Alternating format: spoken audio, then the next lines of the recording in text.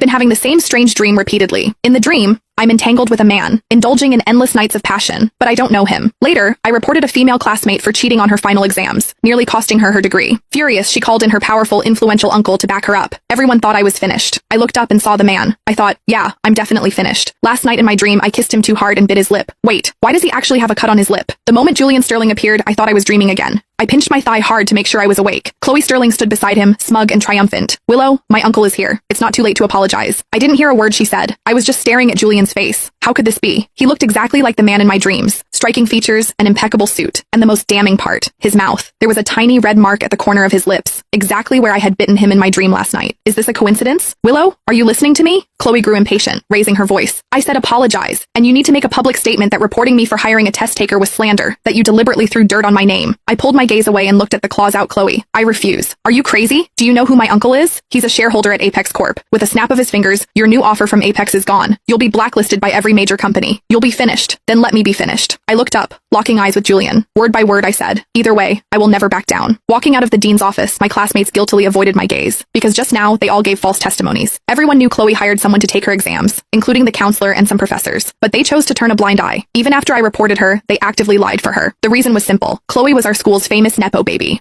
The Sterling family was already rich, but ever since her uncle Julian took over the family business, their wealth skyrocketed like a rocket. From malls to theme parks in the city, he built them. Julian also had stakes in many major corporations. Offending Chloe meant offending Julian. Even though this tycoon wasn't even 30 yet, he was already a powerful figure no one dared to cross. Except me, the thorn in everyone's side. If the report was substantiated, Chloe might not graduate. Panicked, she summoned her uncle, who was on a business trip abroad, to back her up. My roommate followed me, trying to persuade me earnestly. Why bother? We're about to graduate. Just endure it and it'll pass. You endure it if you want. I won't. Sigh, her uncle is powerful. There's nothing we can do. That's not what you said when she copied your thesis. My roommate choked, unable to refute. Chloe was in our dorm. She was arrogant and looked down on everyone, but she bullied me the hardest. At first, I didn't understand why. Later, I found out it was because of a senior. Chloe used to have a huge crush on him. One day, I accidentally wore the same jacket as him. People teased us, saying we were wearing couple outfits. The senior smiled and said just 2 words. My honor. Chloe held a grudge against me for that. Yes, for something that petty. In fact, I didn't even have that senior's number. Chloe liked many boys afterward, but her hatred for me never changed. I returned to the dorm and continued organizing evidence of Chloe's cheating.